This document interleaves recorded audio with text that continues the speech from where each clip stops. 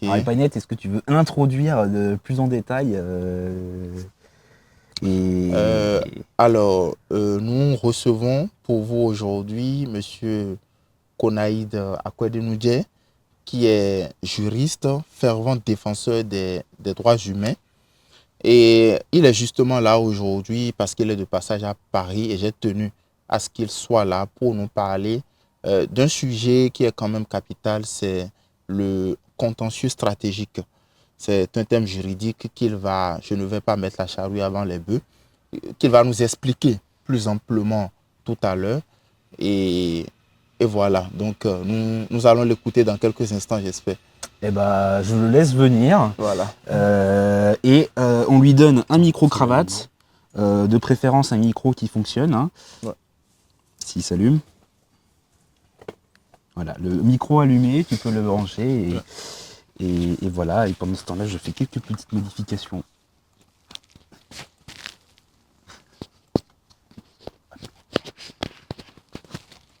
C'est bon? Ouais, est-ce que tu peux vérifier si on entend? Alors, on peut commencer? Vous pouvez commencer, c'est bon, vous êtes en allez-y, direct, on vous entend. Faites-vous plaisir. Alors, Monsieur Konaïd Akwedenudje, nous sommes très heureux de vous recevoir sur REC pour parler d'un sujet qui aussi bien vous tient à cœur, mais nous tient également à cœur. C'est le contentieux stratégique. Alors, pour introduire, déjà, il faut dire que nous voyons beaucoup votre activisme sur le terrain de la défense des droits de l'homme. Vous êtes très actif, vous, avec vos collègues, que je n'oublie pas. Tantôt, vous saisissez beaucoup de mécanismes, beaucoup de juridictions pour défendre les droits de l'homme. Mais ce que vous faites, et je le disais tantôt, de très spécial, c'est le contentieux stratégique.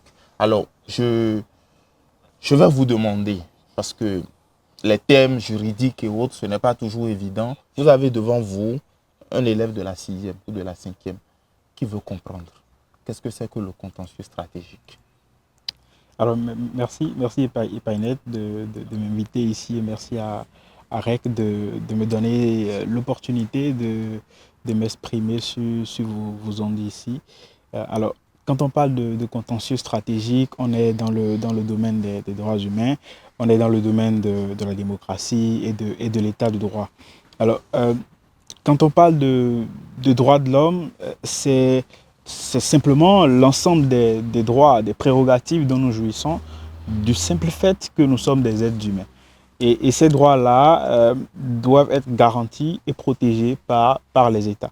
Et il revient aux juges lorsque nos droits sont violés, lorsque nous constatons qu'il y a des contradictions entre les droits qui sont garantis dans les textes, que ce soit dans la Constitution ou dans les lois, lorsque nous constatons qu'il y a des contradictions entre ces garanties-là et la réalité que nous vivons, nous avons comme responsabilité, comme devoir donc de nous adresser aux juges pour avoir gain de cause.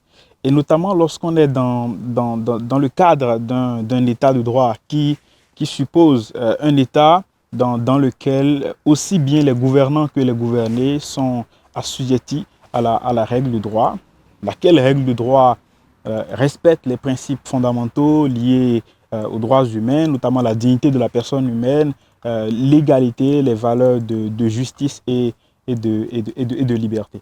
Dans un tel contexte, il est parfois compliqué de pouvoir suivre la réalisation par l'État des différentes prévisions de la Constitution, des lois et des conventions internationales. Le constat que nous faisons généralement aujourd'hui, c'est qu'il y a une forme d'inflation législative. Oui. On dit que nul n'est censé ignorer la loi, mais chaque jour, il y a des lois qui sont adoptées. Oui.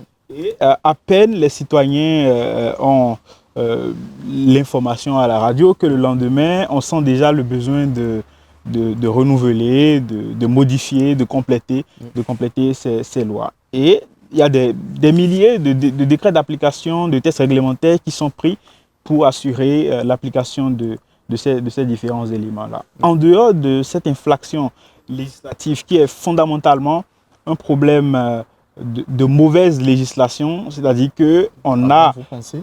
oui, quand on est face à une inflation législative, c'est-à-dire qu'on produit sans frein Lois, oui, la loi, on est fondamentalement face et on ne à travaille pas un problème de forcément à mauvaise... la vulgarisation de ces lois-là, ce qui fait que effectivement, tout le monde n'a pas connaissance, comme vous le disiez. effectivement. Il y a un brillant penseur qui disait que la loi doit être intelligible, doit être prévisible. À partir du moment où vous adoptez une loi au Parlement et que cette loi-là a été adoptée sans consultation, vous faites recours à des experts qui restent dans leur bureau, qui ne consultent pas la base, alors qu'on dit que le droit doit émerger des réalités de la société. La conséquence, évidemment, c'est que quelques semaines, un mois, une année après, vous sentez le besoin de toiletter ces tests-là. Mais en dehors de l'inflation législative que nous constatons, il y a également d'autres problèmes. Et le plus important d'ailleurs, c'est la propension des gouvernants à ne pas respecter les garanties fondamentales des droits humains. Vous avez des préfets, des maires qui interdisent des réunions, qui interdisent des manifestations. Vous avez l'usage disproportionné de la force par la police. Oui, mais lorsque disons, toutes les conditions pour faire la manifestation ne sont pas remplies, toutes les conditions ne sont pas requises, est-ce que le préfet ou le maire n'est pas en droit d'interdire, n'est-ce pas, la tenue de telles manifestations qui ne sont pas réglementées? Non, le droit à la liberté de manifestation, par exemple, c'est un droit fondamental. La liberté ne veut pas dire non, écoutez, c'est un droit qui est réglementé. Il n'est pas dit que n'importe qui peut venir manifester et dire ce qu'il veut, y compris contre les intérêts de la République, y compris contre les droits des autres. Il y a des restrictions qui sont acceptées à ces droits-là, mais il est dit également en droit international que pour, par exemple, limiter le droit à la liberté de manifestation, l'autorité doit justifier que les raisons pour lesquelles cette restriction-là est en train d'être adoptée sont légitimes, qu'il y a des raisons suffisantes de croire que c'est l'intérêt général qui va être mis à mal si la réunion ou la manifestation venait à avoir lieu. Et la restriction doit non seulement être justifiée, motivée, mais également être dans un temps donné. Il n'y a pas de restriction qui soit éternelle, illimitée. Donc, dès lors que ces conditions-là sont respectées, on peut considérer que de manière temporaire et non de façon permanente, le droit à la liberté de manifestation peut être restreint. Mais ce que nous constatons aujourd'hui, c'est que les autorités se cachent derrière ces restrictions-là pour empêcher les gens simplement de jouir de leur liberté. Oui, vous parliez tout à l'heure du timing, c'est-à-dire la restriction doit être dans un timing donné, doit avoir un moratoire. Et que dites-vous alors de ces restrictions sur lesquelles j'en vois, on dit condamné ou par rapport à certains journaux, on dit interdiction de parution jusqu'à nouvel ordre. Est-ce que cela est normal? Non, ce sont des violations flagrantes des droits de l'homme. Ce sont des violations du droit à la liberté de presse, à la liberté d'expression. Quand vous voyez ce que la RAC fait aujourd'hui, la Haute Autorité de l'Audiovisuel et de la Communication, institution qui est censée protéger la presse, qui est censée protéger les journalistes, qui est censée faire en sorte que les journalistes puissent exercer leur métier en toute liberté, quand une telle institution devient le bourreau des journalistes, on a des questions à se poser. Les standards que nous connaissons et qui sont prévus aussi bien dans la Constitution que par les mécanismes au niveau africain ou même dans le système des Nations Unies permettent à ce que l'exercice du métier de journaliste soit libre et que l'exigence d'une approbation, d'une inscription quelconque ne soit possible qu'à partir du moment où vous voulez que les gens viennent dans un lieu public, dans une réunion publique. C'est quand vous voulez que les gens viennent, par exemple, couvrir un événement à la présidence de la République, que vous leur exigez de s'inscrire. Mais l'exercice du métier de journaliste doit être fait avec une certaine liberté. Ouais, je comprends. Alors, nous n'allons pas trop extrapoler. Nous revenons au contentieux stratégique. Nous voyons tout le déploiement qui est le vôtre sur le terrain et je précise, vous faites partie d'un collège de personnes, vous travaillez avec plusieurs gens, on voit beaucoup vos actions. Dites-nous quel est le regard des politiciens ou si vous voulez des politiques parce que ça ne veut pas dire même chose. Ouais.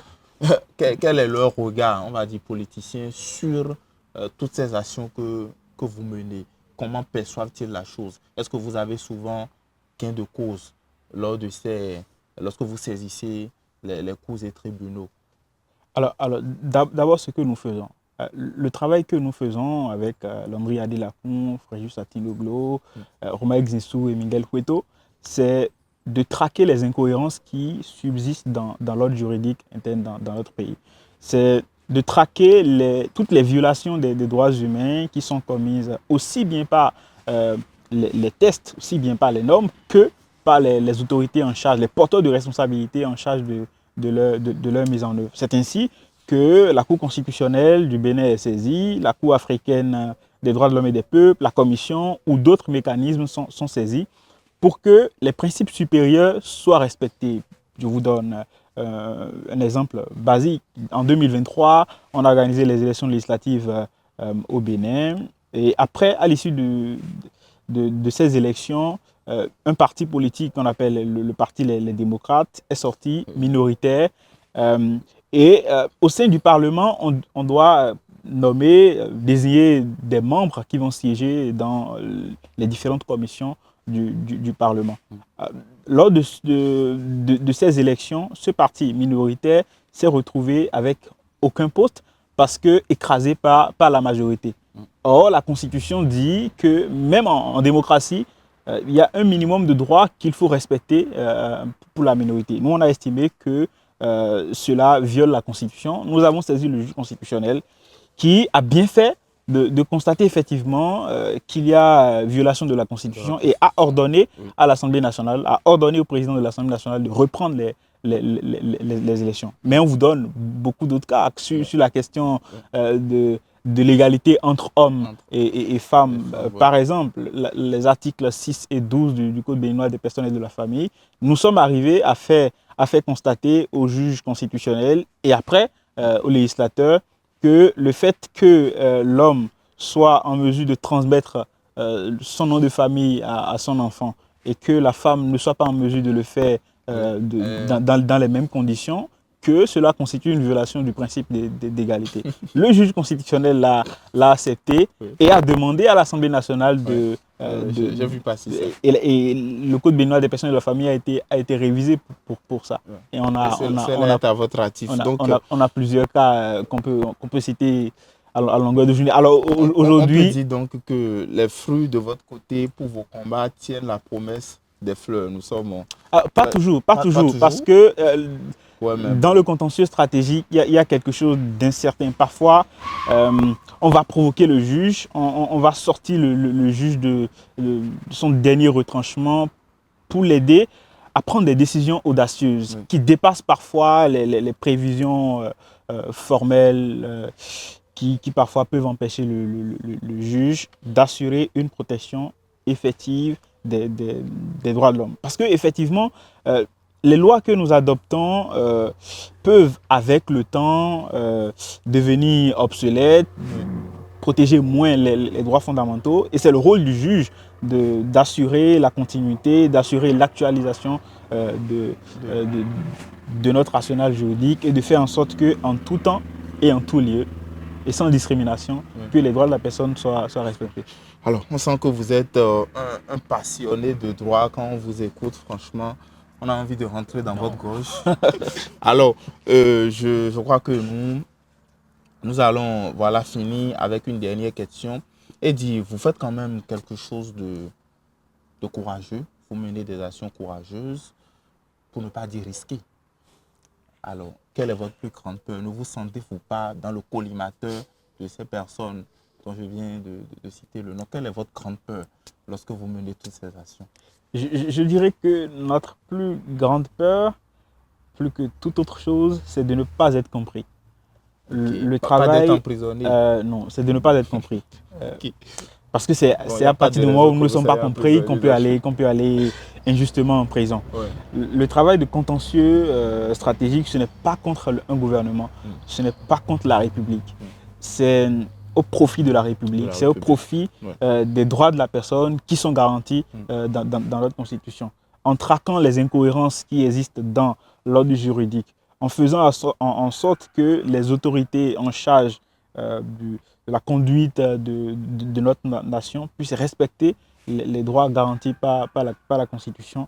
Nous contribuons simplement à ce que l'état de droit soit respecté. Nous contribuons simplement à ce que nous puissions créer un pays dans lequel il fait bon vivre, où les principes de dignité, d'égalité, de justice et de liberté soient tout simplement respectés. Et en le faisant, nous aidons les autorités, les porteurs de responsabilité à accomplir leur mandat. À mieux gouverner, en fait. Effectivement. Alors, merci. Nous sommes très heureux de vous avoir reçu sur REC. Nous allons finir en rappelant que vous êtes juriste, fervent défenseur des droits de l'homme et vous faites partie quand même de cette fine fleur, de cette jeunesse engagée pour le droit, pour la défense des droits de l'homme. Et merci beaucoup d'être passé. Et voilà, on va se dire... C'est avec beaucoup de plaisir. Merci. Okay. Alors, nous allons continuer.